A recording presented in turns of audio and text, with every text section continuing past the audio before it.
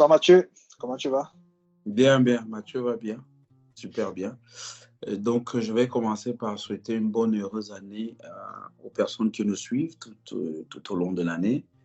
Bien des choses à toutes ces personnes-là. Et on espère que l'année 2024 sera peut-être meilleure que Que l'année 2023. 2023 sur Donc on va faire le bilan. plein de projets. Sur la santé, sur le sport, sur tout ce que les gens mettent en place comme projet. Et en espérant que certains vont atteindre leurs objectifs ou pas. Parce que quand on met un projet, on pense toujours qu'on va atteindre l'objectif. Et parfois, on n'atteint pas l'objectif. Ah oui, c'est vrai. Malheureusement. C'est vrai. Et toi, comment s'est passé ta fin d'année? Ça a été calme, ça a été bien, tu as pu te ressourcer. Comment tu sens Alors, ta de cette année? personnellement, je me suis... En fait, je suis une nouvelle personne. C'est-à-dire que tout ce qui est grosse fête, tout ce qui est... Franchement, ça me dit rien. Ça me dit plus rien. Ok. Pour moi, le 25, c'est normal. Si je dois travailler, je vais travailler. Le 31, c'est normal. Si je dois travailler, je vais travailler. D'ailleurs, c'est ce que j'ai eu à faire. Hein. Je vais travailler, je rentre. C'est vrai que la famille, elle est là. Elle demande aussi ma présence. Bon, donc, je limite quand même la casse parce qu'ils ont besoin de moi aussi.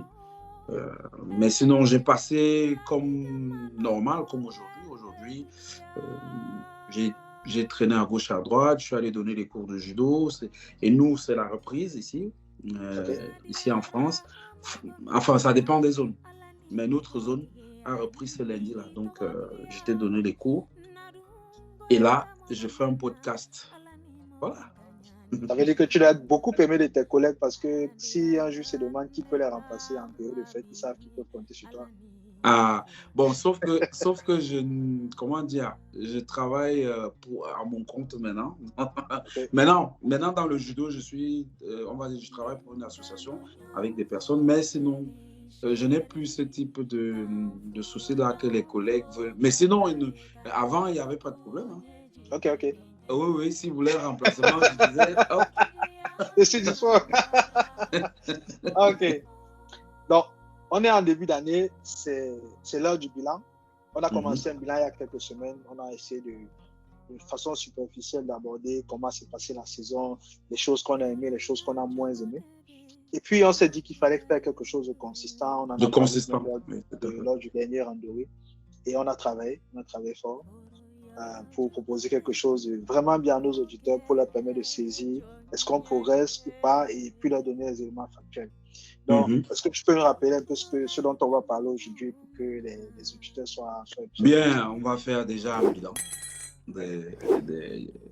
Beaucoup plus de judo, puisque quand nous parlons de randori. Randori, que veut dire exercice libre en japonais. Ouais. Bon, maintenant, ça dépend. Il y a des thèmes. Kakare Geiko, Yakuseku Geiko. Tout ça sont les formes de randori. Hein. Ouais. Et même dans le kata, randori no kata. Bien. Donc, comme on est dans le randori, donc c'est le judo que nous allons parler. Et je vais commencer par le bilan déjà de la fédération. Okay.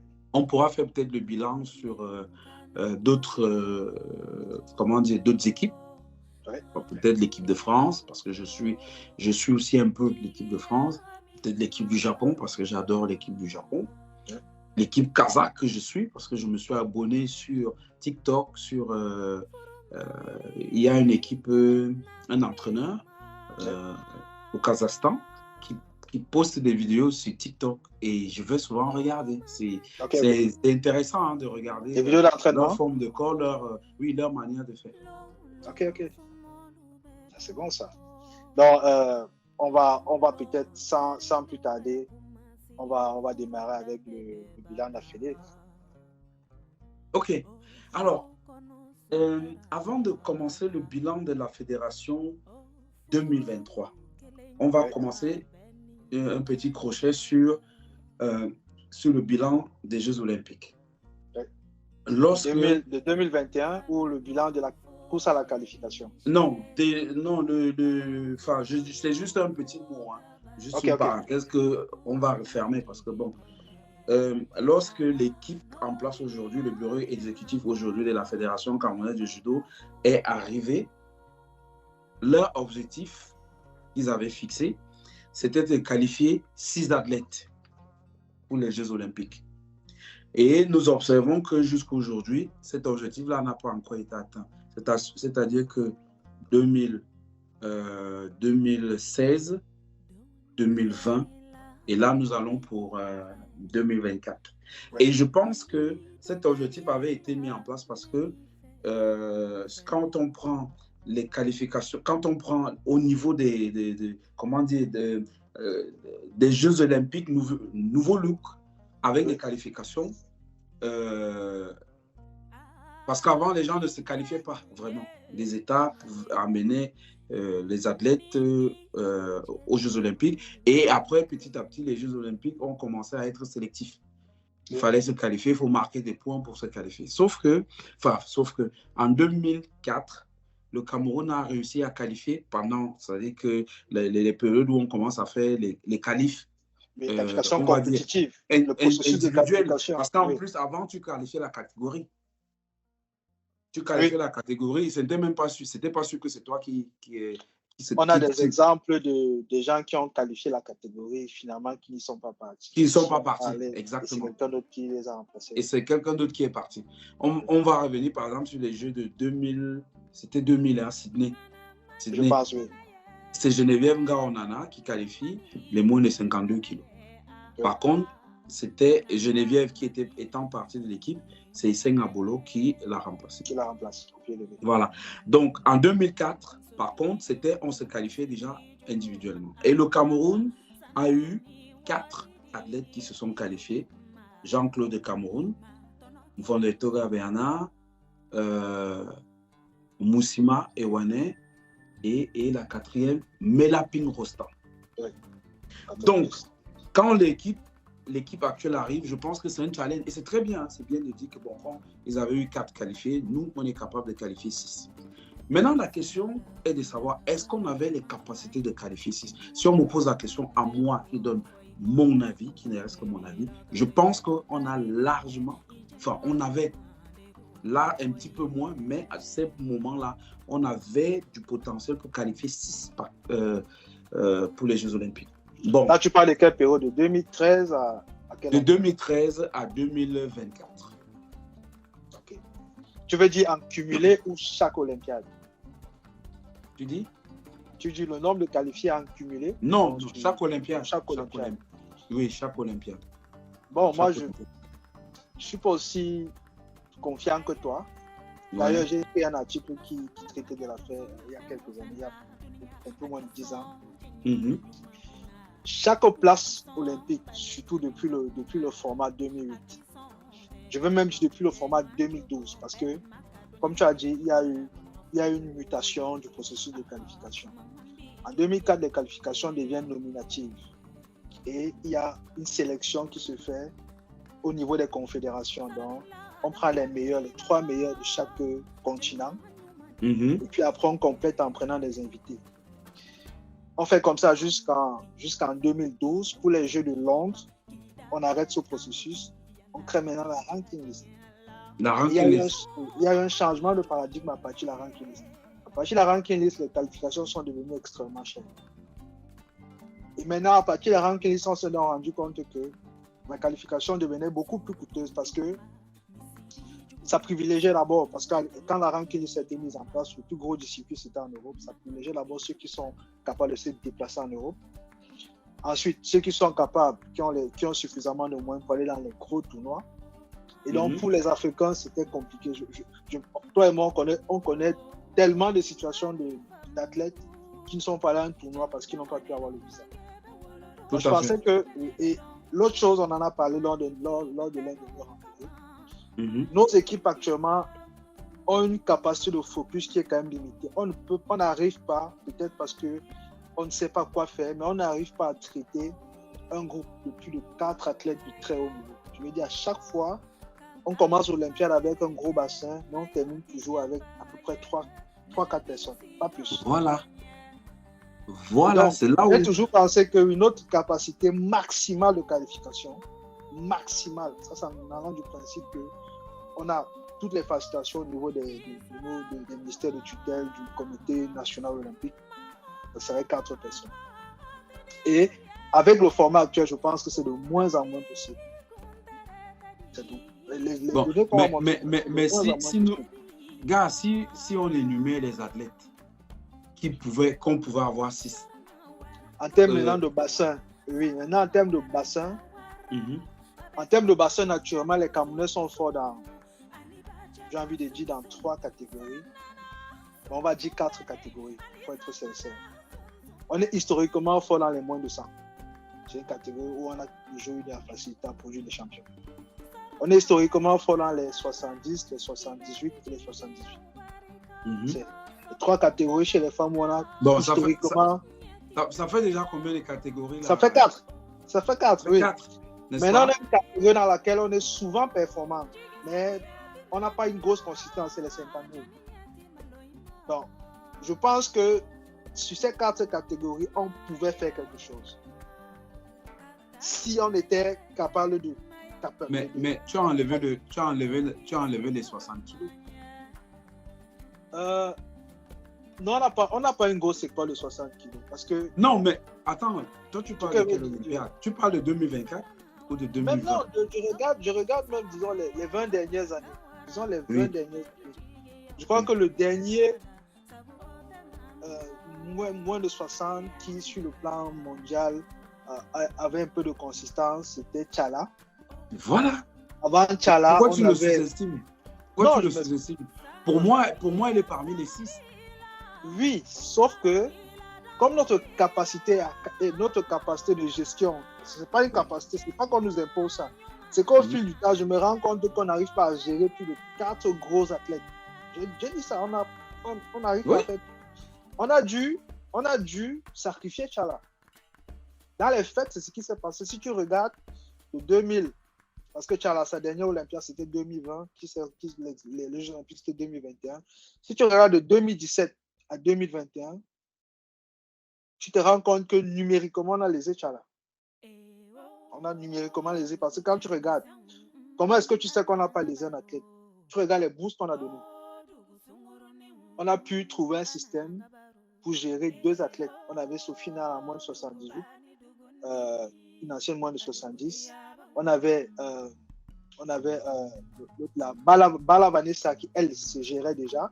Elle a eu une bourse qu'elle a perdue à un moment donné, mais elle était déjà dans un processus. Il y avait la 63 qui était autonome aussi. Elle avait trouvé plus ou moins une façon de rentrer dans ses frais. Ça crée même des frictions. Mais concrètement, tu vois, on avait Sofina, les 2 autres filles, et puis Tchala a été lésée.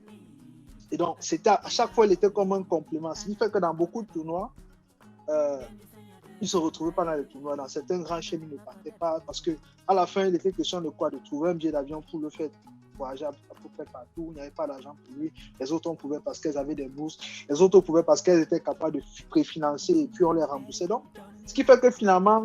On faisait quoi? On remboursait. Alexis, n'affirme pas. Dans le principe. Non, je parle du principe. C'est-à-dire que dans le principe, c'était que ces filles avaient souvent la capacité de danser leur fonds à elles. Oui. Parce qu'après, elles présentent leur feuille de dépenses et tout ça, leur fiche de dépenses. Et puis après, parfois ça marchait, parfois ça marchait, parce que ça se terminait dans les réseaux sociaux. Mais ce que je veux dire, c'est qu'à la fin, le bassin d'athlètes qu'on a pu gérer, au moins jusqu'aux Jeux qui sont déroulés en 2020, c'était 3 athlètes. C'était ces 3-là. Aujourd'hui, quand tu regardes le bassin, c'est à peu près, c'était 4 au début, la 63, la 70, la 52 et la 57.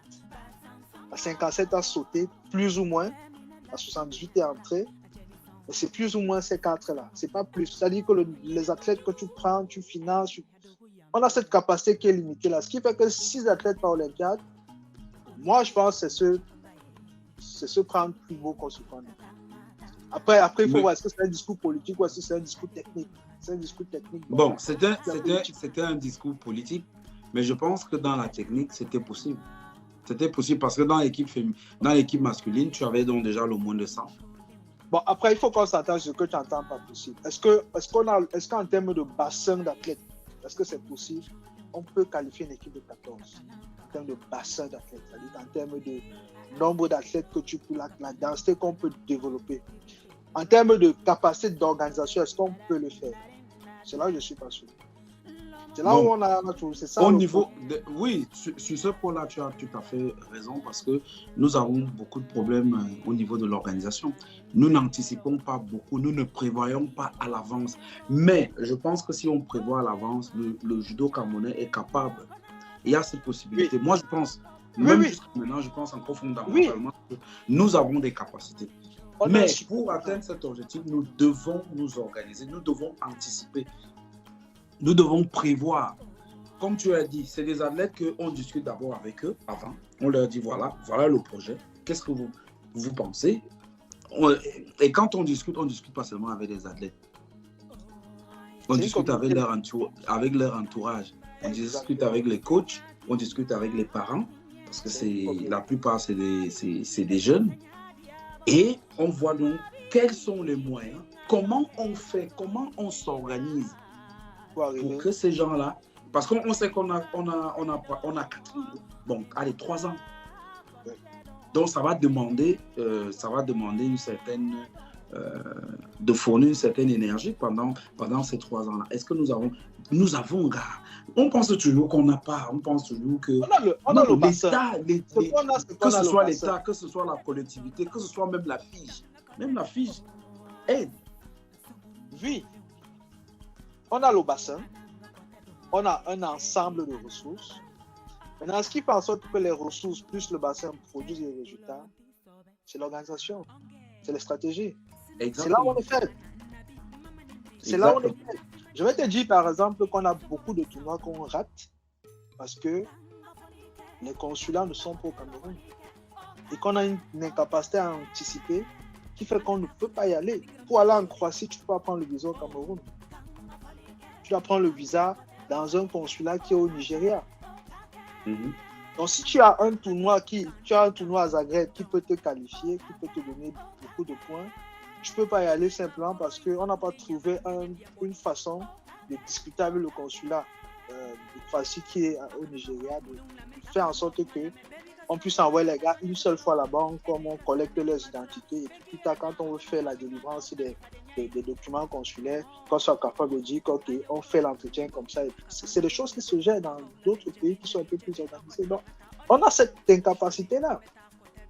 Et il faut qu'on la développe. Tu sais, tous les jours, quand on fait nos randonnées, on dit tous les jours, je le rappelle, on a une insuffisance de ressources grises. C'est la matière grise qui nous manque dans notre fédération. C'est pas les bras. On a suffisamment de muscles. Si on collectionne les muscles qu'on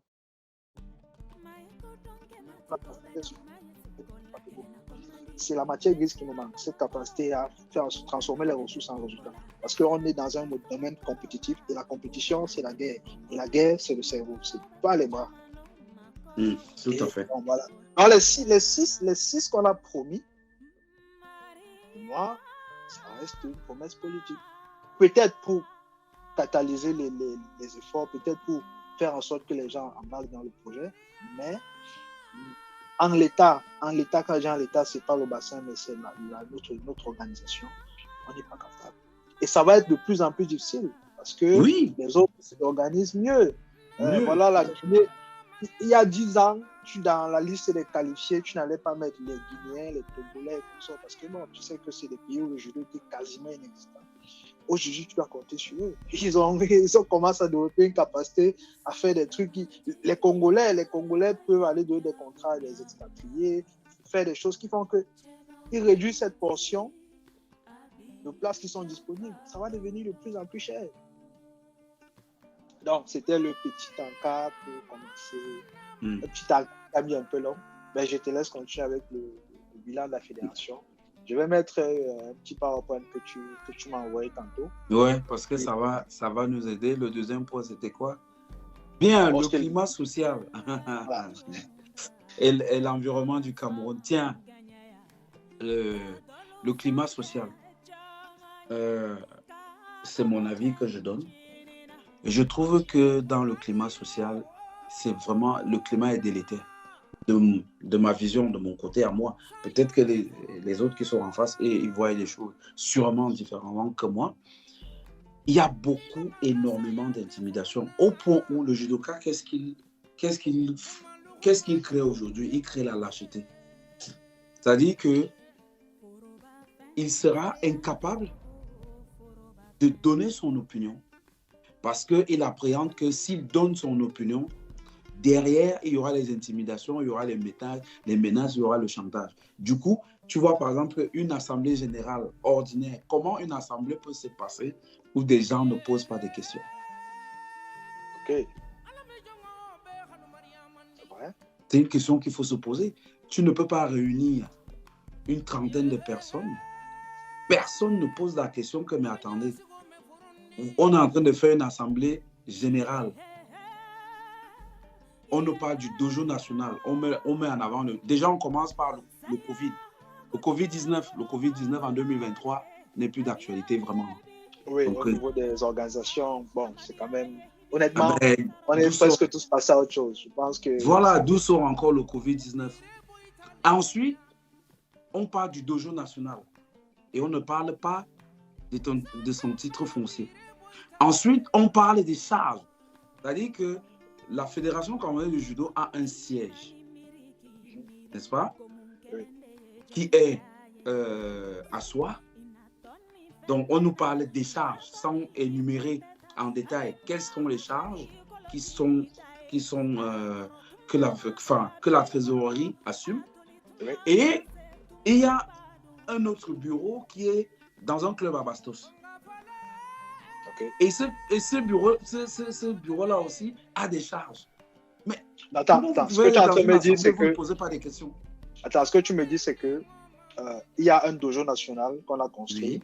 Oui. Et qui est le siège, apparemment. Voilà. Et maintenant, il y a un autre bureau que la fédération loue ailleurs, je crois c'est au Panthers, qui est toujours fonctionnel. Je veux dire, qui est dans le mémoire des dépenses de l'année 2023, c'est ça? Tout à fait. Okay. Mais le dojo a été construit en 2022, si je me souviens bien. 2021. 2021, ok. Oui, donc, et il est opérationnel depuis combien de temps? Dès qu'il a été inauguré, tout de suite même derrière, il y a eu... les activités ont commencé. Ils l'ont même loué j'ai vu une fois là, un stage de taekwondo, un truc comme ça. Okay. Donc, ça veut dire donc il le loue même à d'autres... on a comme une double dépense au niveau de... Voilà. Okay. Et ça veut dire que la fédération est suffisamment riche aujourd'hui pour supporter tous ces coûts-là. Est-ce que la fédération a des bilans positifs? Bilan négatif. Moins 17 millions de francs CFA. Ok. Un bilan négatif veut dire qu'il y a quelqu'un qui a fait un apport en capital. L'argent ne vient pas de l'espace. Donc, un bilan négatif, ça veut dire qu'il y a deux seules façons d'avoir un bilan négatif. Tu as contracté une dette auprès soit des prestataires. Oui. Donc, tu t'ont livré une prestation qui n'a pas été payée, qui est considérée comme une dette. Soit tu as pris la dette chez un banquier, une institution financière, soit quelqu'un fait un apport en capital. Donc, il y a quelqu'un qui est venu et qui a dit, bon voilà, je mets mon argent, ça peut être le président de la fédération, ça peut être un des argentiers du judo. Il a mis son argent en disant, ok, je mets mon argent c'est comme une sorte de prêt que je fais. Et puis, quand les choses vont s'équilibrer, vous me remboursez. C'est quoi qu'est-ce qui permet d'avoir 17 millions de dettes au sein d'une si petite fédération? Nous ne savons pas qu'est-ce qui peut permettre cela.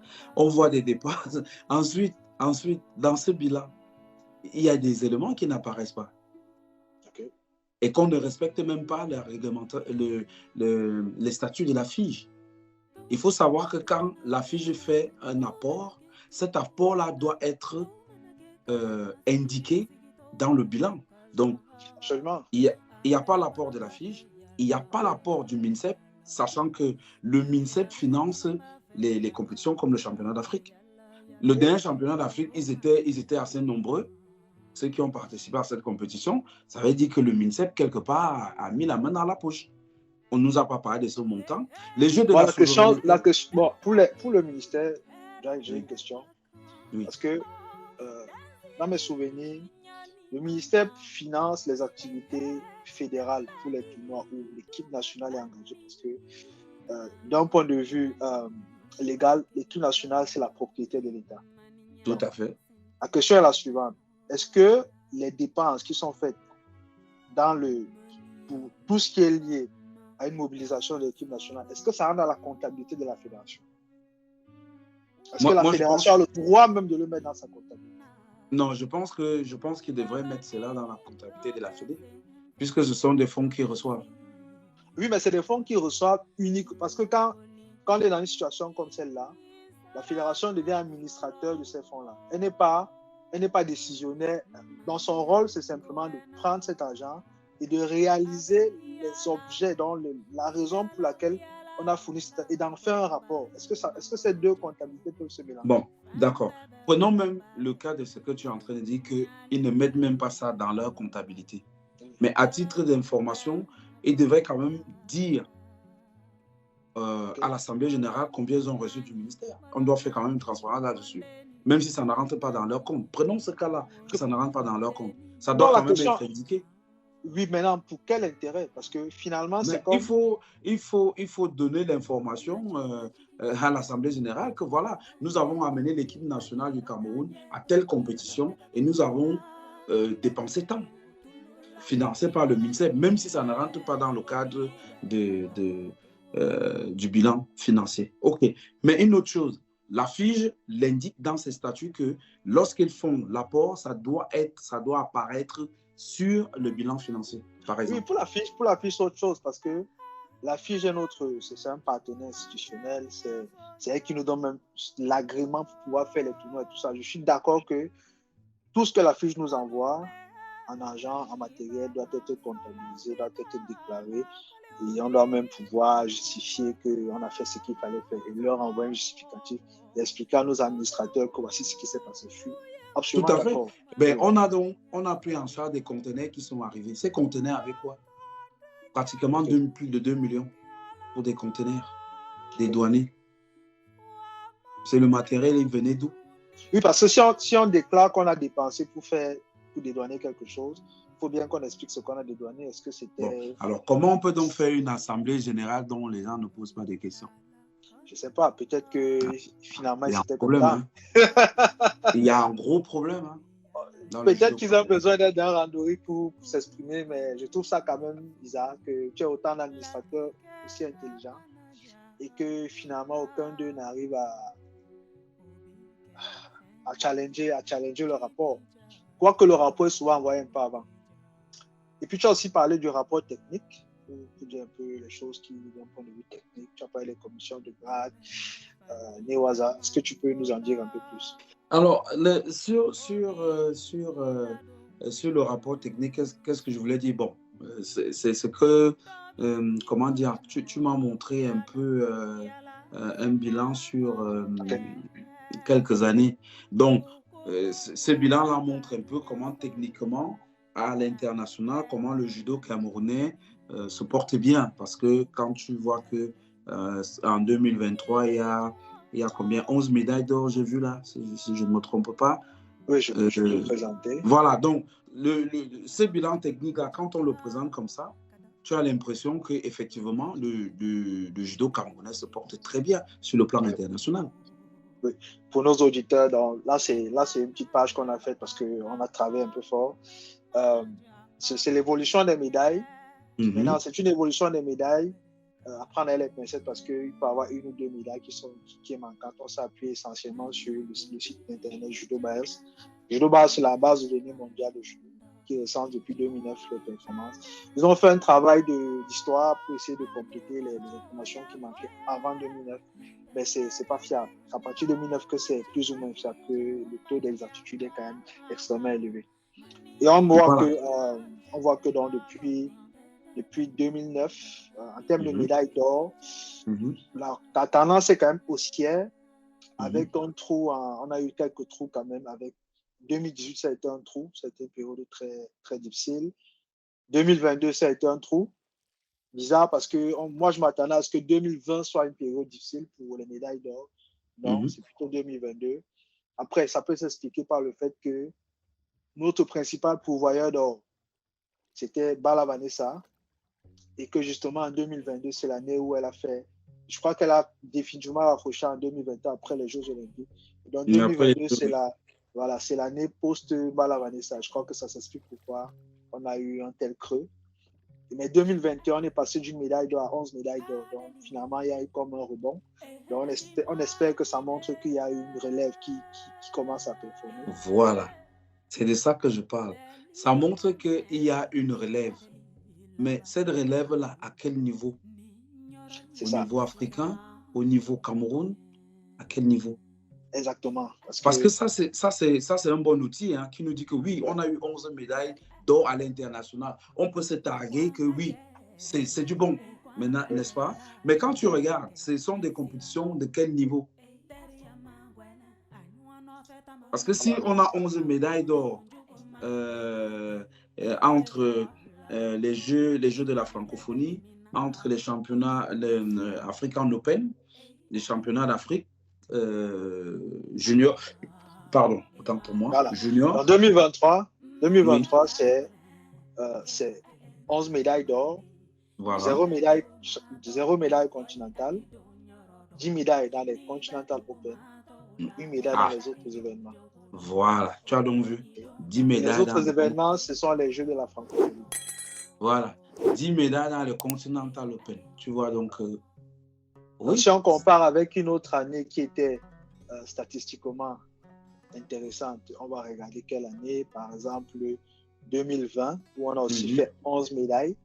On va regarder maintenant en 2020. Qu'est-ce qu'on avait en 2020? En 2020,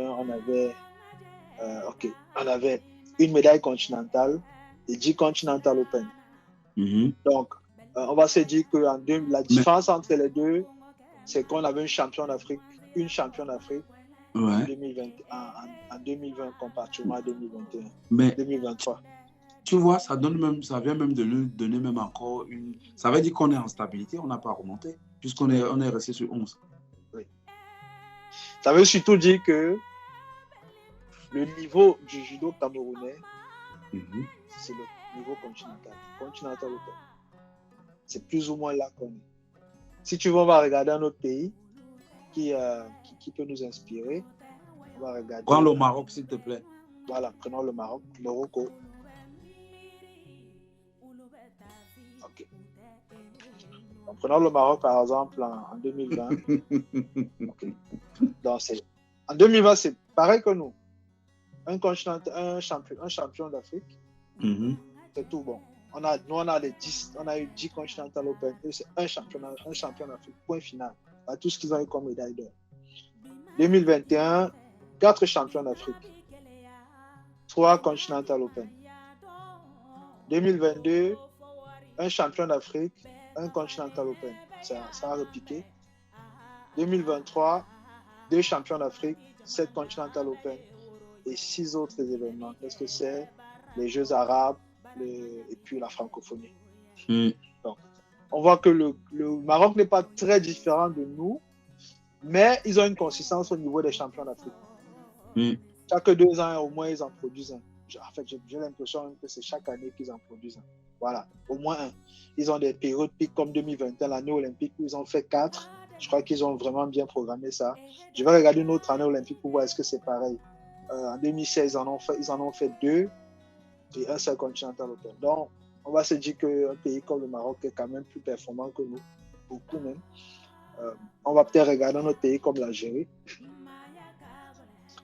On va regarder toutes les mêmes années, 2020, un Continental Open, ils n'ont rien fait. Je crois que c'est la période où l'Algérie avait des problèmes, ils avaient des gros problèmes internes. Il y a eu une sorte de fronde en interne, c'est l'année Covid, il y a eu une fronde en interne, ils ont arrêté de voyager, ils étaient en froid avec le Maroc, c'était comme un shutdown. Je crois que c'est pour ça qu'ils ont de telles performances. Parce qu'un an avant, ils avaient 6 champions d'Afrique et 5 Continental Open. Donc, il y a quand même eu une chute drastique. Tu vois, 13 champions d'Afrique, 14 Continental Open. Donc, clairement, 2020, c'est une année où il n'y a pas d'activité. 2021, ils n'ont aucun champion. Ils ont un champion paralympique. Et ils ont 3 champions d'Afrique autant. Excuse-moi, 3 champions d'Afrique. Donc, il y a quand même de la consistance. Et puis, 2022, 7 champions d'Afrique.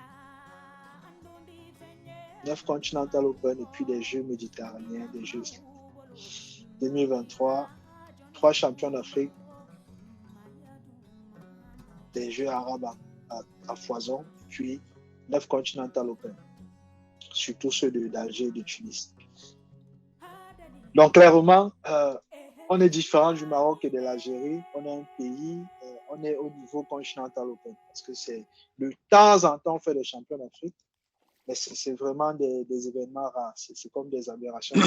Mais tu sais, la perversité dans cette histoire, c'est que quand tu annonces des chiffres comme ça à une personne lambda qui ne connaît pas le judo, ça te dit waouh, le judo camerounais, mes gars, 11 médailles d'or à l'international, mais gars, mais chapeau, quoi.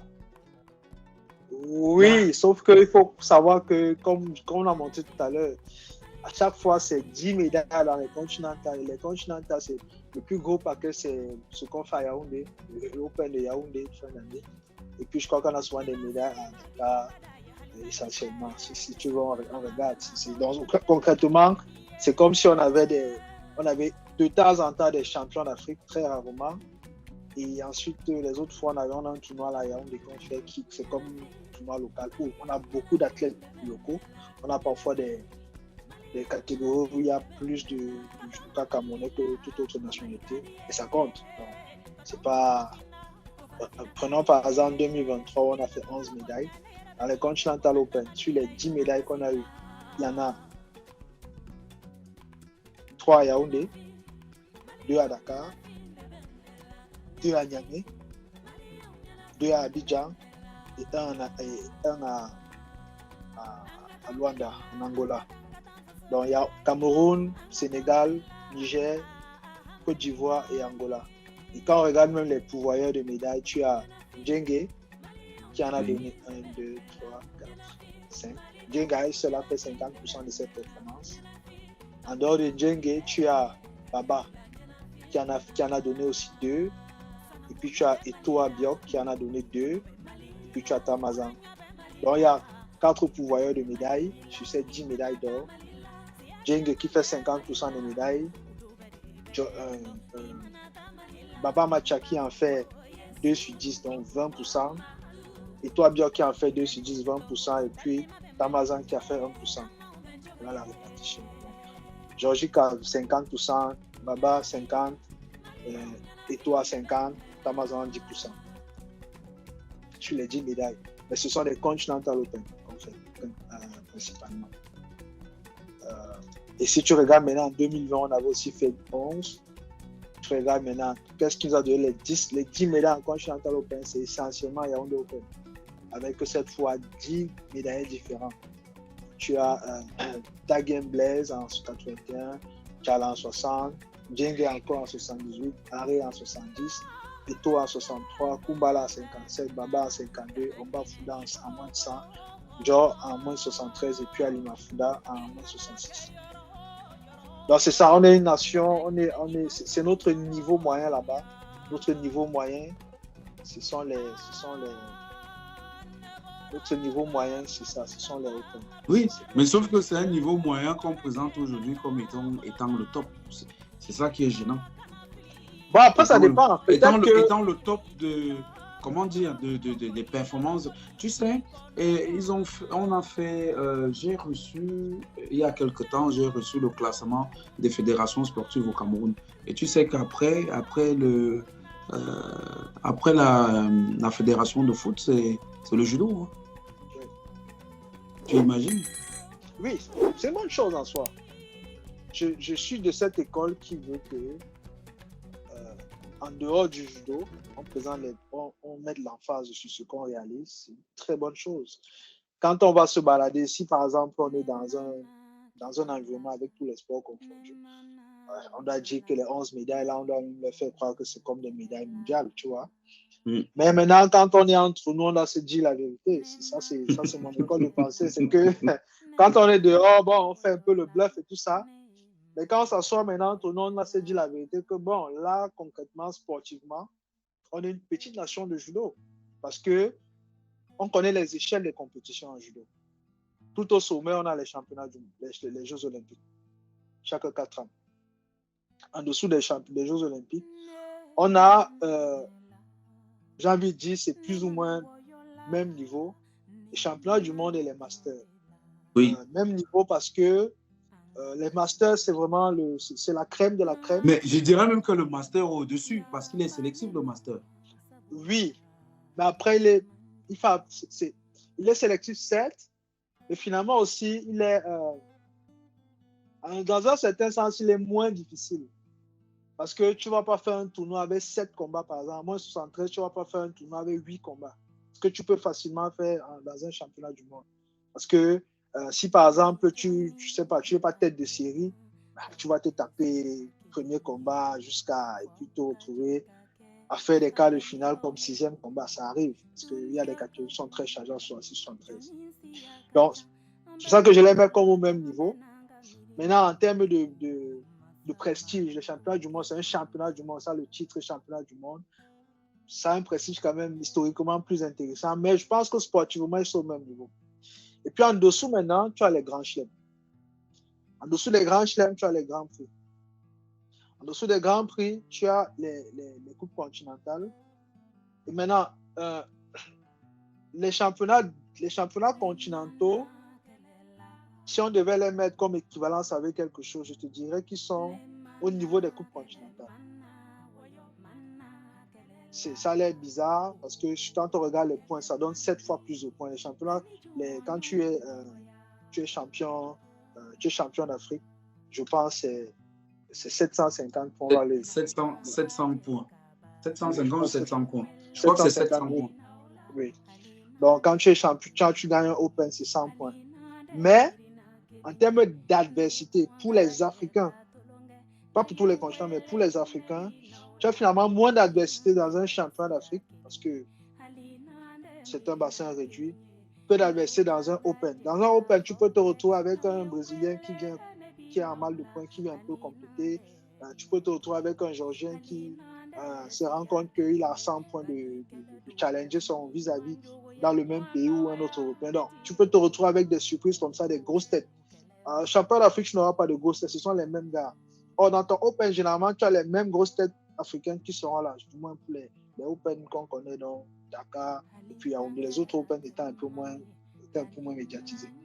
Donc, j'ai tendance à croire que sportivement, ils sont au même niveau. Ils ne donnent pas le même nombre de points, mais sportivement, ils sont au même niveau. Donc, nous, on performe beaucoup plus dans ces deux tournois-là.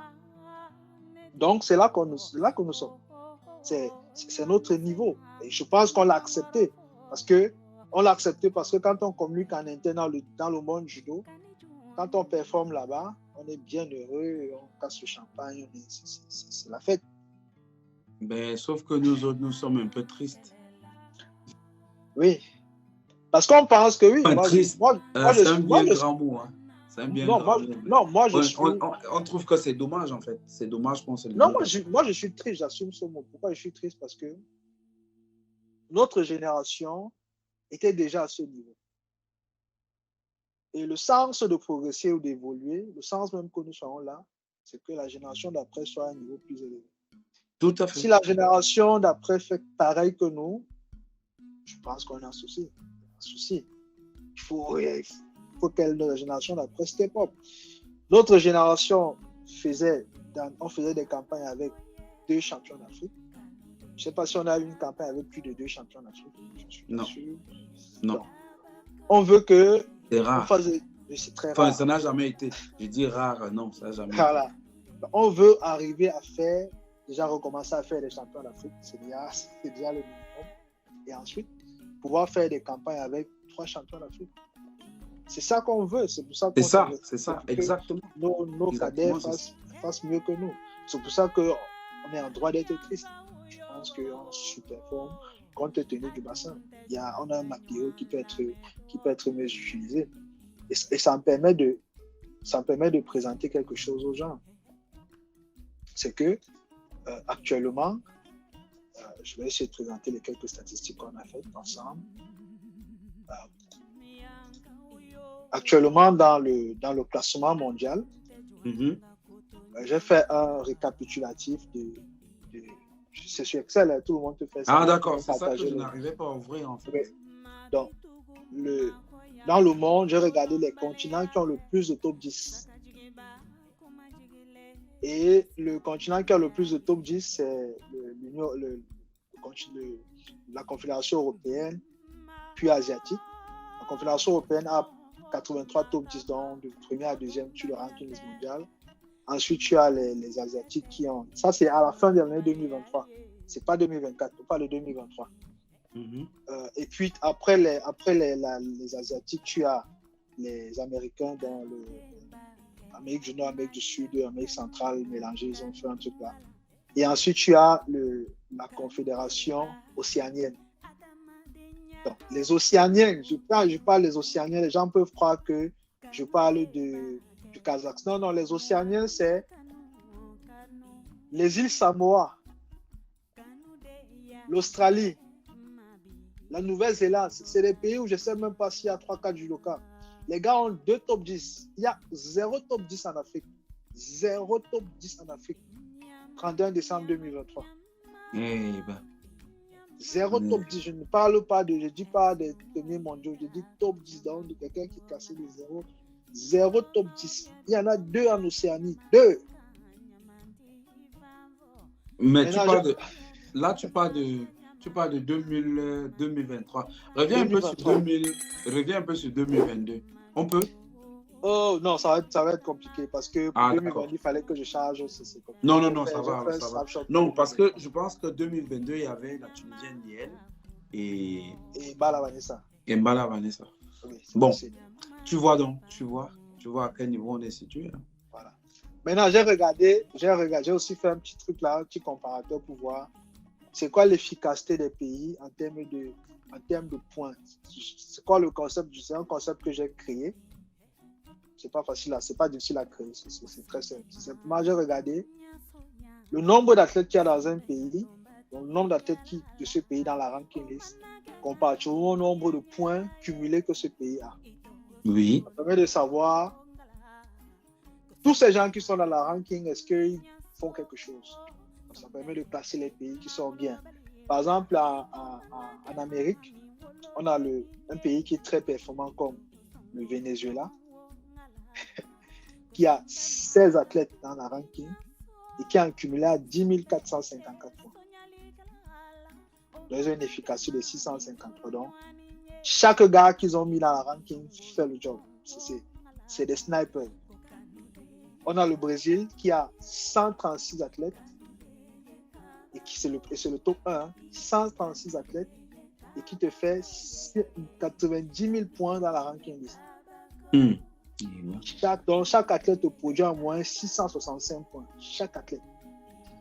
Tu as le Canada aussi, qui est un très gros pays, qui a 80 athlètes dans la ranking et qui te fait 49 988 points. Donc, en gros, c'est des pays qui ne produisent pas des athlètes de seconde zone, qui produisent des gars qui sont performants. Ça, c'est en Amérique. Et puis, tu as l'Uruguay, des pays que je n'imaginais pas, mais l'Uruguay a 2 athlètes dans la ranking. Ils ont 388 points. Ils ont 776 pour autant pour moi. Donc, les gars te produisent en moyenne 388 points. Quand on regarde en Asie, c'est pas difficile. C'est juillet. Voilà. Tu as un pays comme le Japon qui a 112 athlètes et qui a 156 000 points. Donc, chaque athlète te produit en moyenne 1394. OK? 1394 en moyenne, ça veut dire quoi? Ça veut dire que dans un classement normal, la plupart de leurs athlètes seraient dans le top 30. Par exemple, chez les plus de 78, leur athlète serait 29e. Chez les 78, leur athlète serait 34e. Donc, chacun de leurs athlètes a le niveau pour être à peu près dans le top 30. Tu as les Émirats Arabes Unis qui ont 18 athlètes dans la ranking, 18 athlètes qui ont 18 000 points, donc 1022 points en moyenne. Tu as l'Ouzbékistan qui a 96 athlètes, 79 000 points. C'est l'un des plus performants avec la Mongolie, très performant. Bon, après, tu as des mauvais exemples comme le Cambodge qui a 2 athlètes avec 12 points, le Népal avec 8 athlètes avec 200. Donc, Ça, c'est pour te donner un peu ce que les meilleurs font. Maintenant, on va arriver chez nous en Afrique.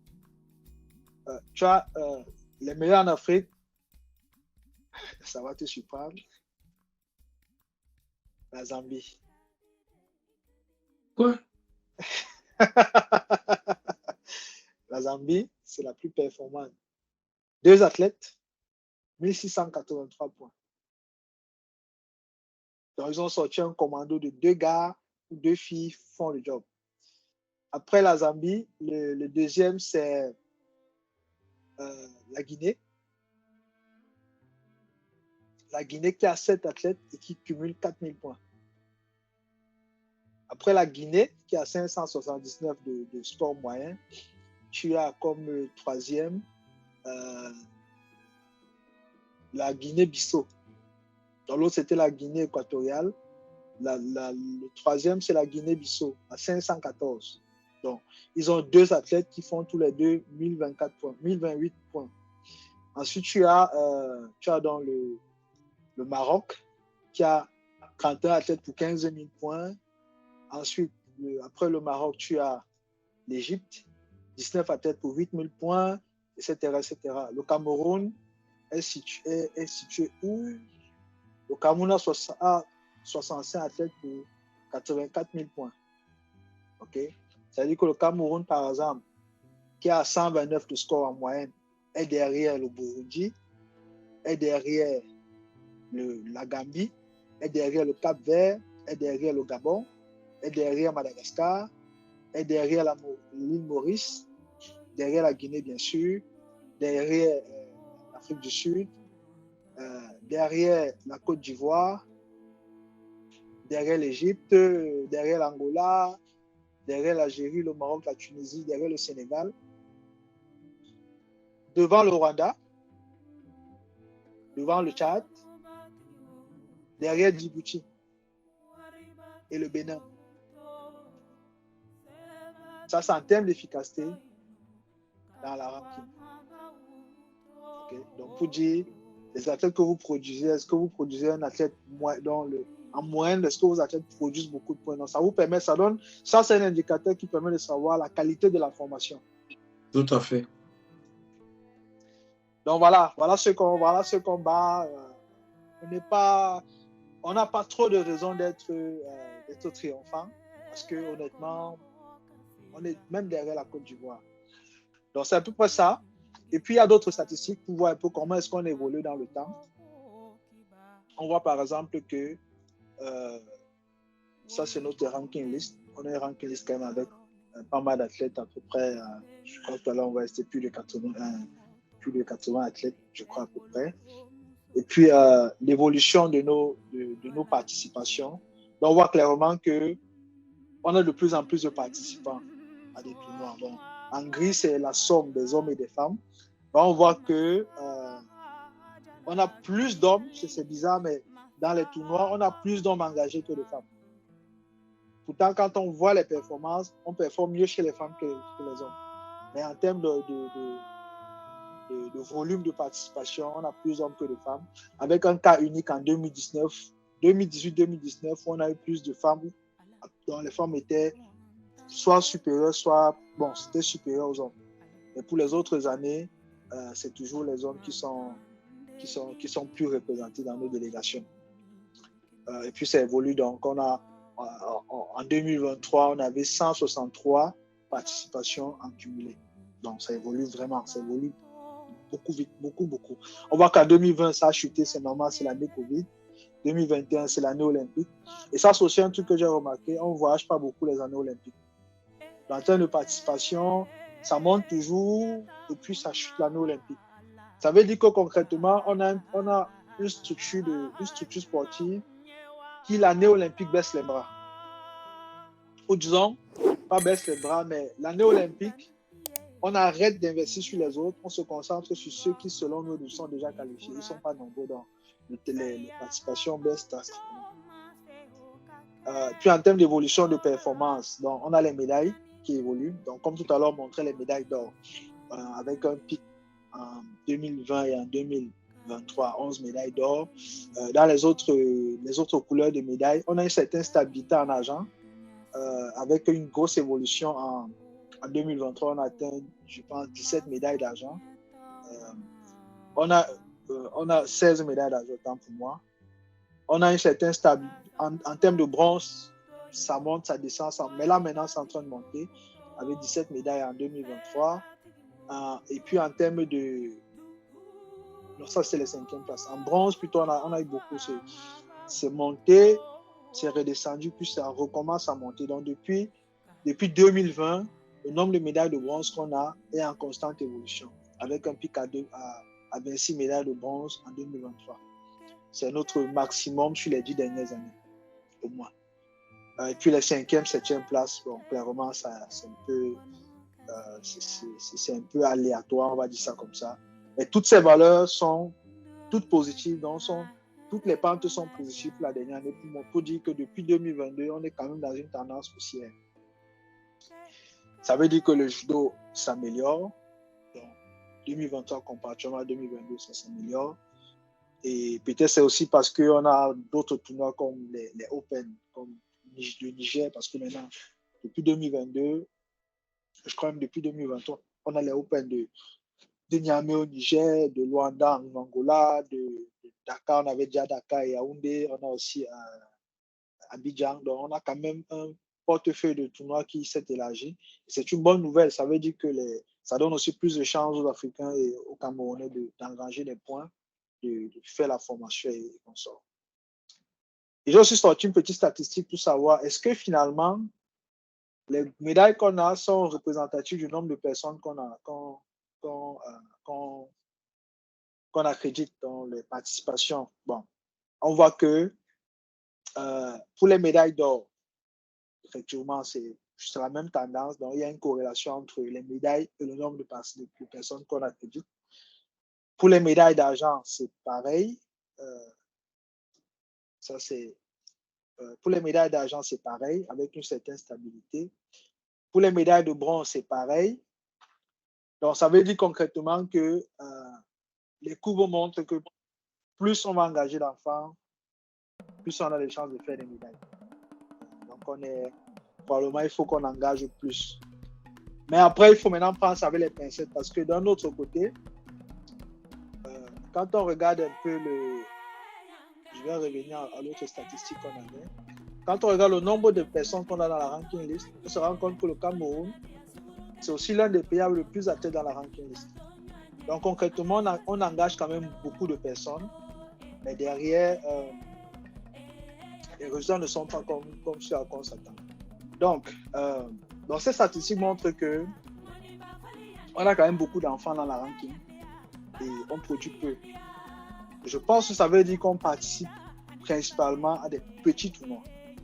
Ce qui fait que finalement, quand tu as un enfant qui sort au premier tour dans Open ou qui fait 5e ou 7e dans Open, ça donne finalement très peu de points.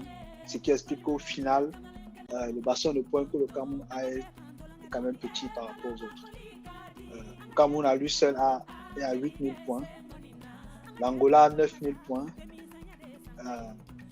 C'est peu. 8000 points, c'est ce que je vais regarder. Mais c'est possible que 8000 points, voilà. 8000 points, c'est le nombre de points que Christa Deguchi a seul. Ça veut dire que tous nos enfants là qui ont bagarré en 2023, ils ont tout fait pour avoir le score de Christa Deguchi. Alors Mathieu? Oui.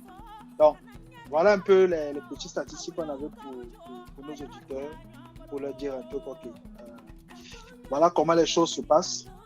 D'un point de vue technique, on a une année qui est meilleure que 2022 en termes de participation, en termes de médailles, en termes de nouveaux joueurs. On a tendance à avoir une sorte de relève qui se met en place.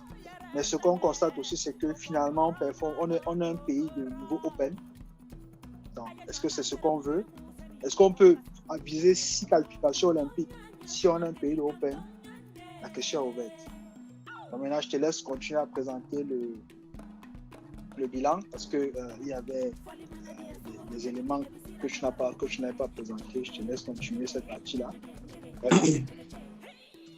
Donc, bien évidemment, on a parlé que dans le bilan, il n'apparaît pas le bilan de la couverture sociale et sanitaire, c'est-à-dire les assurances, sachant que nous rencontrons quand même des difficultés depuis quelques années. On a quand même eu un décès, on a eu une petite qui est aujourd'hui tétraplégique. Perte d'autonomie totale. Voilà, qui n'apparaît pas dans le bilan. Oui. Voilà. Et donc, c'est inquiétant. Pour un parent, je pense que ça va peut-être faire un petit pincement au cœur de ne plus exister. Je veux dire, c'est comme si on niait ce qui s'est passé. Tu comprends ce que je dis?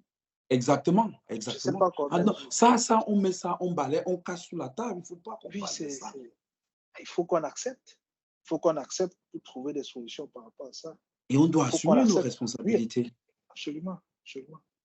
Nous devons assumer nos responsabilités. Est-ce que dans le bilan financier, est-ce que dans le bilan des charges, est-ce que tu as vu quelque chose qui disait on a dépensé tel montant pour les assurances? Non. Non. Donc, ça veut dire que concrètement, on a assumé de faire une année sans investir sur les assurances. Exactement. Et par contre, on nous annonce solennellement qu'il y a un fonds de solidarité qui est mis en place avec effet immédiat. 60 000. Mais on doit 17 millions. Et on doit 17 millions. On a moins 17 millions dans le compte. On n'a pas dépensé en termes d'assurance. Mais on a un fonds de solidarité qui est disponible. OK. Voilà. Et ensuite, on annonce aussi qu'avec effet immédiat, on va donner 10 000 par club au président de Ligue régionale et départementale, 2500. Attends. Les clubs vont donner cet argent? Les clubs vont donner 10 000 à ces... Non, c'est la Fédé qui va donner 10 000 par club. OK. Par club. C'est-à-dire que si tu es dans une région où la région a 10 clubs, on te donne 100 000. Avec 100 000 francs, tu organises quoi? Bon, je ne sais pas. Peut-être que c'est un fonds pour le téléphone. C'est quoi l'objectif du fonds? Ou bien c'est pour mettre dans la poche? Je ne sais pas. Je veux dire, c'est quoi l'objectif du fonds? Mais voilà. Voilà dans le judo. Voilà à quel niveau est-ce que dans le bilan, est-ce qu'on a parlé des 10% qui sont prélevés aux athlètes? Non, je n'ai pas vu. Ça, je n'ai pas vu. Peut-être que ça y est, mais je n'ai pas vu ça. Parce que c'est une disposition qui est statutaire aujourd'hui. Oui. C'est que quand les athlètes sont... Il faudrait que je regarde encore le bilan, si ça apparaît ou pas. Il faut vérifier. OK. Donc, ça permet de se donner. Donc, on a maintenant fait une sorte de bilan beaucoup plus statistique, scientifique de ce qui s'est passé. On a aussi challengé le bilan que la fédération a fait elle-même auprès de ses administrateurs. Et selon toi, est-ce que ça nous présage une année 2024 finalement à la hauteur de nos ambitions, ou tu penses qu'il y aura un retour sur terre? Je veux dire, on va se rendre compte qu'on va devoir atterrir sur le sol dur. De ton point de vue, qu'est-ce qui va se passer en 2024? Alors, l'année... Bon, quand j'ai suivi la fin de l'Assemblée générale, avec des applaudissements, la salle était médusée. On a annoncé un déficit de 17 millions. Quand il y a un déficit de 17 millions, ça veut dire qu'on doit les combler, non, les 17 millions? Si je ne me trompe pas. Ça veut dire deux choses. Il faut expliquer le processus de décision qui a permis d'engranger cette dette. Parce que si on a une organisation qui a but non lucratif, ça veut dire que a priori, elle n'a pas des chapitres financiers ou comptables qui vont lui générer de l'argent, a priori. Donc, si on arrive à 17 millions, ça veut dire que pendant l'exercice, qu'est-ce qui s'est passé? Il faut expliquer aux gens. Oui. Ensuite, il faut donner un plan qui explique comment est-ce qu'on va résorber cette dette. Comment est-ce qu'on sort? Voilà. Et au-delà de cette dette, il faut expliquer quelle est la charge de la dette. Je veux dire, 17 millions, c'est quoi? C'est un capital c'est un capital, c'est une dette. Est-ce que c'est le capital? Est-ce que c'est une dette sans taux d'intérêt? Est-ce que c'est une dette avec un horizon à court terme. Autrement dit, on doit le rembourser en 2025. Est-ce qu'on doit le rembourser en 2024? Est-ce qu'on doit le rembourser en 2034? Il faut dire, c'est quoi cette dette? Est-ce que c'est la même personne? Est-ce que c'est une dette composée? Cette dette, c'est quoi? Est-ce que c'est, par exemple, si c'est un fournisseur, le fournisseur, ce n'est pas, c'est pas une dette dans le sens qu'il ne t'a pas prêté de l'argent. C'est une dette dans le sens qu'il est en attente active de son paiement. Donc, aussitôt que tu as les fonds, tu dois le solder. C'était pour faire aussi joli, pour nous dire que la Fédé est déficitaire. Je ne sais pas. On va sur le principe de ce qui est présenté. Oui, c'est OK. L'argent qu'on doit 17 millions, ça suppose que ce n'est pas dans le cadre des activités de l'équipe nationale. Parce que ce qui est dans les activités de l'équipe nationale, comme je disais tout à l'heure, le ministère de tutelle finance, on lui rend compte. Tout l'argent que le ministère de tutelle finance permet de ventiler tous les postes de ce pourquoi il finance ça. Si c'est un championnat d'Afrique, ce qui permet de ventiler tous les postes liés au championnat d'Afrique. Donc, vous ventilez tout là-bas et à la fin, vous le faites son bilan et puis vous décidez que ça n'entre pas dans votre comptabilité. D'accord. Donc, ça veut dire que ces 17 millions, c'est pour des choses qui sont en dehors des activités qui impliquent l'équipe nationale et donc des institutions tutélaires. Qu'est-ce que c'est? Est-ce que c'est des charges d'exploitation? Une autre chose très importante, c'est que le trésorier qui est un membre du bureau exécutif qui est élu, il n'est pas nommé. Le trésorier numéro 1 n'est pas nommé, il est élu. Ce n'est pas le trésorier qui fait le bilan. Après, ça dépend. Est-ce qu'il a donné sa procuration? Est-ce qu'il peut avoir des mécanismes? Il était présent. Qui permet de faire ça. Il était présent. Non, s'il est présent et peut-être qu'il ne se sent pas assez charismatique. Parce qu'il faut regarder les photos, tu vas le voir, il est présent. Okay. Bon, s'il est présent et qu'il refuse de faire la présentation et il ne s'oppose pas à la présentation, en soi, ça veut dire qu'il est d'accord? Je veux du principe qu'il est d'accord. La seule question, c'est le contenu. Comment est-ce qu'on fait pour en arriver là? Bon, on va laisser à nos auditeurs de nous expliquer, de donner des compléments d'information. Pourquoi est-ce qu'on fait cet exercice? C'est très important parce que... Et pour éveiller les consciences. Voilà. Notre rôle, c'est ça, c'est de parler de judo, c'est d'expliquer aux gens comment ça fonctionne, c'est de leur permettre d'aiguiser leur appétit pour la chose communautaire du judo. Et donc, on veut que les gens soient de plus en plus impliqués, qu'ils se posent des bonnes questions, et que demain, en dirigeant leur club, qu'ils fassent de très bons choix, en s'inspirant un peu de ce dont on leur parle. Donc, en gros, aujourd'hui, on a fini l'année. D'un point de vue sportif, les voyants sont quand même ouverts. Ce n'est pas un vert flamboyant, mais c'est ouvert. D'un point de vue administratif, c'est beaucoup moins intéressant parce que pour les points qu'on vient de soulever. Et puis, je ne vais pas refaire la présentation que tu as faite, mais en gros, tu as expliqué sur le plan social, sur le plan, on a parlé du plan technique, on a parlé du plan administratif. Et puis, sur le plan légal, je n'ai pas aussi vu de rapport. Je ne sais pas s'il y en a un pour savoir est-ce qu'il y a eu des conseils de discipline, est-ce qu'il y a des non, de ce que j'ai vu, non. Non, je n'ai pas vu apparaître le conseil de discipline. Mais il faut que je recheck encore bien parce que, bon, des fois, je peux surveiller un peu certains points. Et bon, parce qu'il y a plus d'autres choses que je trouve intéressantes sur lesquelles je vais mettre l'accent. Donc, c'est une bonne année 2024 qui s'en vient. Ça va aussi être l'année, parce que c'est l'année olympique quand finalement on fait le constat. Je veux dire, en début d'Olympiade, tu fais tes choix. On accepte ou pas. On fait tes choix. Et c'est l'année olympique que quand on clôture les qualifications olympiques, ou même à la fin de l'année olympique, on fait le bilan que bon, OK. Est-ce que ce qu'on a fait il y a 4 ans, est-ce que ça a marché? Ça a marché. On va dire 3 ans parce que l'Olympiade a été quand même raccourci. Est-ce que ça a fonctionné comme on s'y attendait? Est-ce que c'était des bons choix? Là, maintenant, on peut faire le bilan pour savoir est-ce que c'était des bons choix. Mais toujours est-il qu'on peut dire aujourd'hui que, ça c'est un point qu'on avait soulevé avant, on n'a pas résolu la question de l'argent. Dans le jeu. La question de l'argent, tu dis? Oui, de l'argent. Parce que tous les bilans qui ont été présentés montrent qu'on n'a pas de plan de financement. Non, on n'a pas de solution. On n'a jamais eu. Non, on est aussi fragile. Tiens. Il y a une autre chose que j'ai oubliée. Quand tu regardes, lorsque la fédération organise une compétition, tu vois, ils mettent des trucs publicitaires, c'est-à-dire qu'il y a des sociétés et machin. On ne sait, ça n'apparaît Mais nulle ça n'a part. pas apparu dans le bilan. Ils ont signé des conventions, combien c'est subventionné, qu'est-ce qui est dit dans les conventions. Tout ça, c'est le flou total. Est-ce que c'est du pro bono? Est-ce que... OK. On ne sait pas.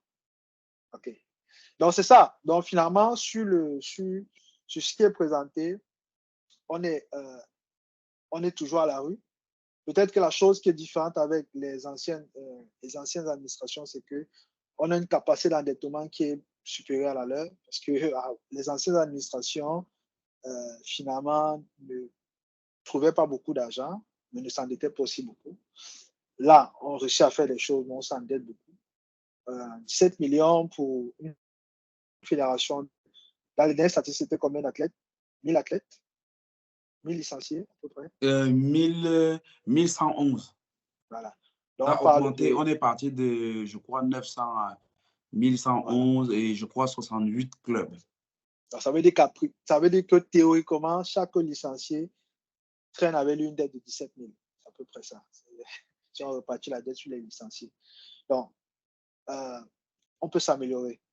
Mais on va peut-être arrêter notre bilan très, très détaillé là, et puis se donner rendez-vous la semaine prochaine.